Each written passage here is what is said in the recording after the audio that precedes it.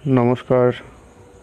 আজকে জীবন ঊর্জা নিয়ে আবারও কিছু সূত্রের কথা আপনাদের জানাবো। জীবন হলো আকাশের মতো বিশাল, যার না আছে কোনো শেষ, না আছে কোনো শুরু। জীবন শক্তিকে যত দূর পর্যন্ত জাগানো যায়, জীবন শক্তি তত দূর পর্যন্ত জাগতে পারে। আমরা আমাদের সংকীর্ণতা থেকে যতক্ষণ না বেরিয়ে আসতে পারবো, ততক্ষণ সেই জীবন শক্তিকে না আমরা অনুভব করতে পারবো, না আমরা চরম সীমায় নিজেদের জীবন শক্তিকে নিয়ে যেতে পারবো।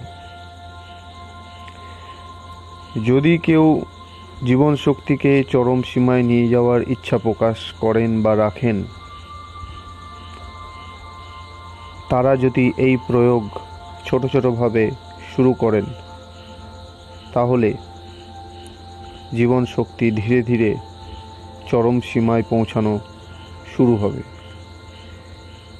জীবন শক্তি হলো সেই বিশাল মহাকাশ, যেখানে পৌঁছতে গেলে প্রথম ধাপ প্রত্যেককেই নিতে হয়, এবং প্রথম, দ্বিতীয়, তৃতীয় প্রত্যেকটা ধাপ এগোতে এগোতে এগোতে এগোতে একদিন সেই জীবন শক্তির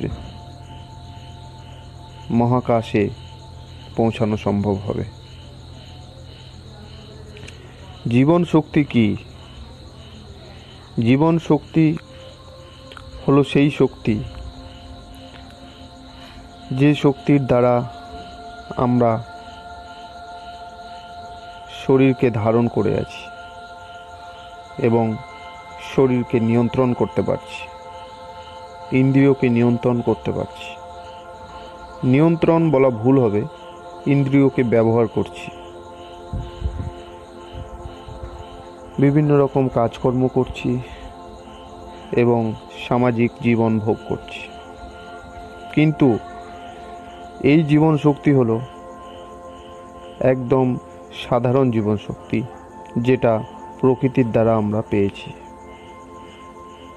কিন্তু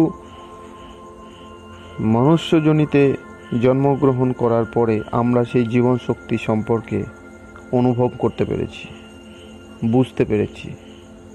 এমন অনেক মানুষ পৃথিবীতে জন্মগ্রহণ করেছিলেন বা করেছেন বা আগামী দিনে হয়তো করবেন, যারা নিজের জীবন শক্তিকে চরম সীমায় পৌঁছাতে পেরেছে। জীবন শক্তিকে চরম সীমায় পৌঁছানো দরকার কি আছে, অনেকের মনে এই প্রশ্ন আসতেই পারে।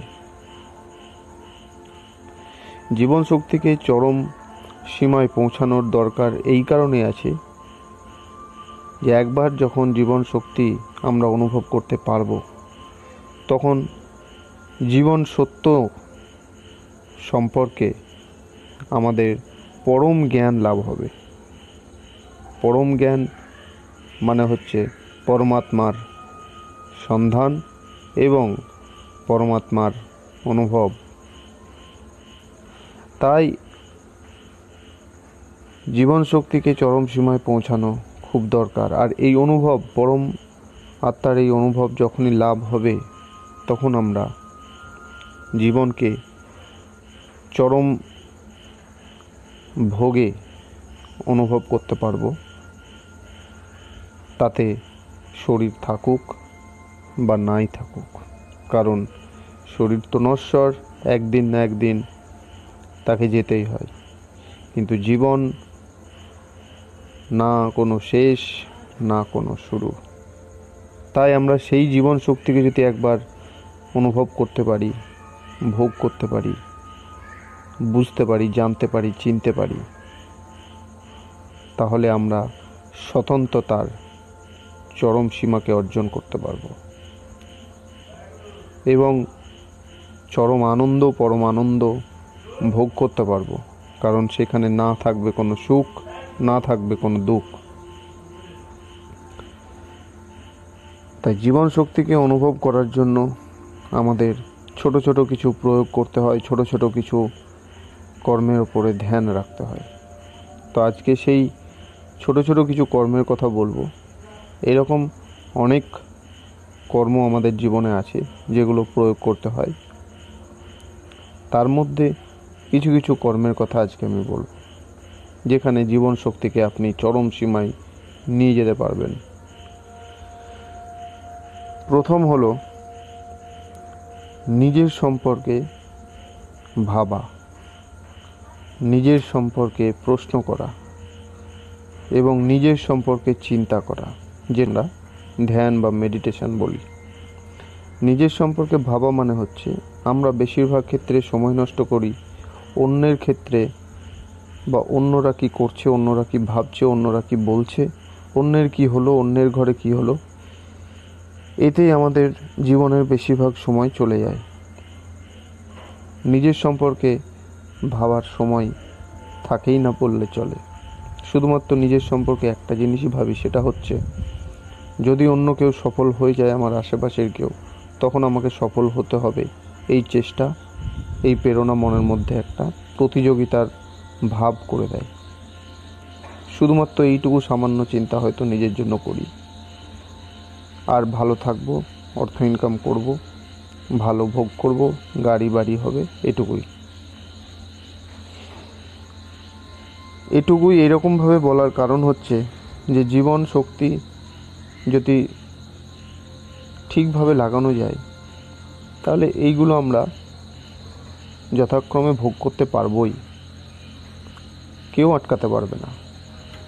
আমরা যদি অর্থের ওপর ধ্যান দিই, গাড়ি বাড়ির ওপর ধ্যান দিই, তাহলে আমরা এগুলো তো ভোগ করতে পারবই, এবং প্রত্যেকে নিজের চিন্তার দ্বারাই নিজের জীবনকে এই ধরনের সফলতার দিকে নিয়ে যেতে পেরেছে।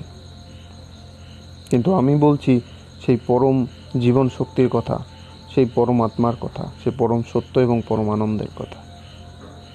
তো সেই ক্ষেত্রে জীবনকে বহির্মুখী না করে অন্তর্মুখী করতে হবে। জীবন মানে হলো চিন্তাকে, প্রাণকে। যখন আপনি নিজের জীবনকে অন্তর্মুখী করবেন, তখন প্রাণ শক্তি ধীরে ধীরে জাগা শুরু হবে। সেই জীবনের শক্তির যে ঊর্জা, সেটা ওপর দিকে ওঠা শুরু হবে এবং ফুল ফোটার সেই পরিবেশ পরিস্থিতি তৈরি হবে।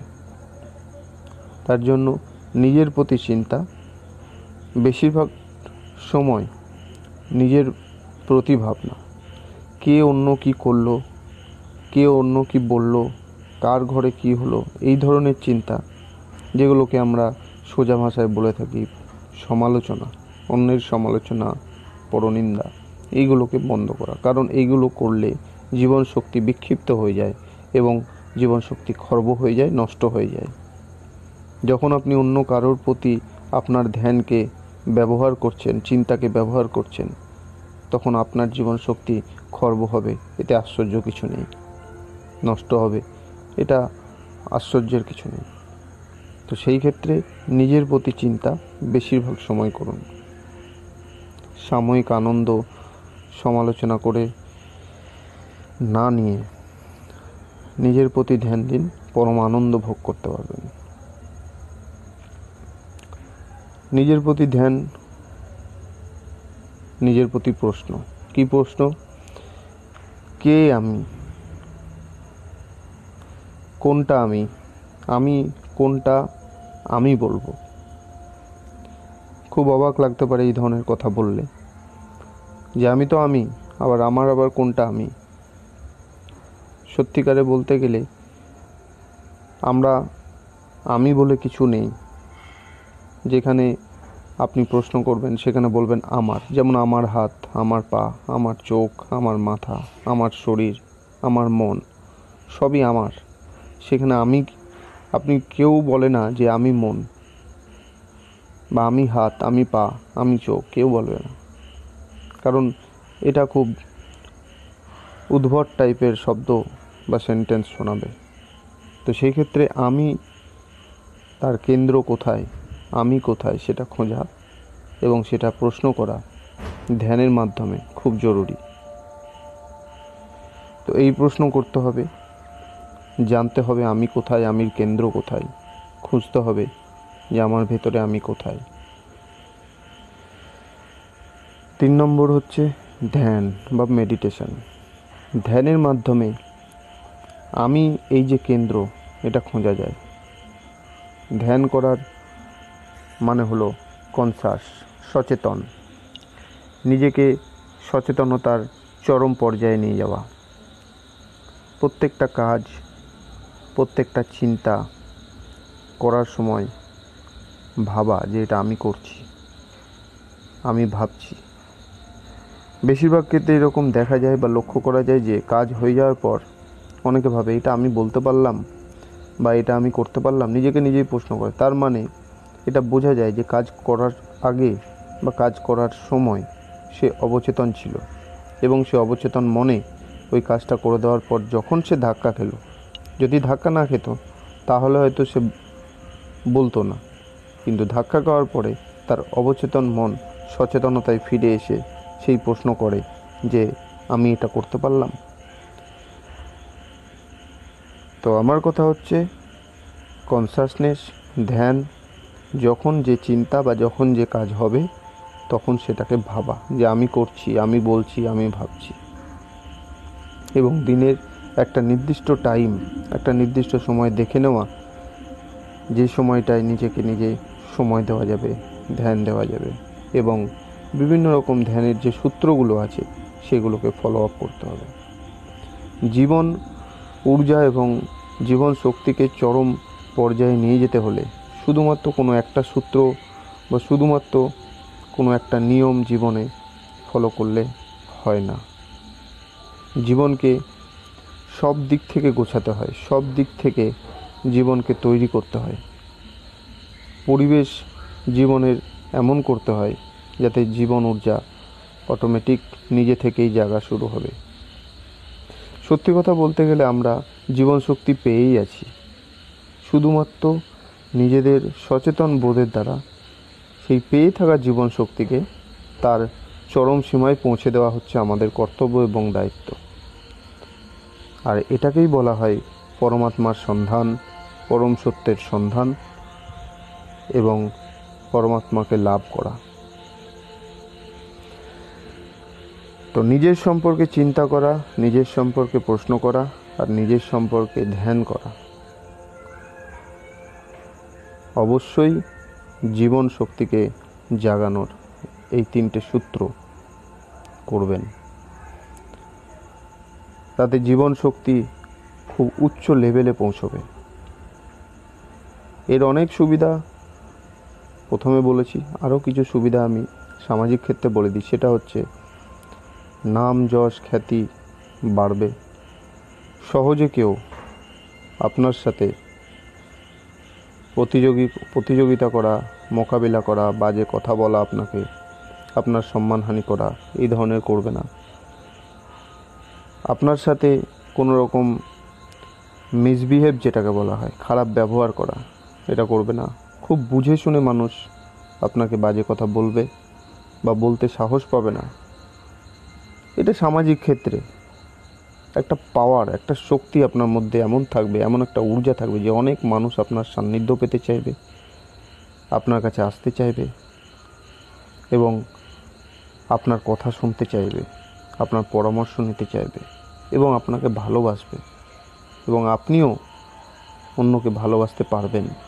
একটা প্রেম শক্তি, করুণার শক্তি জাগবে। তো অবশ্যই জীবন শক্তিকে জানুন এবং তাকে অনুভব করার চেষ্টা করুন। সবাই ভালো থাকবেন। আশা করব অবশ্যই এই সূত্রগুলো অভ্যাস করবেন। নমস্কার।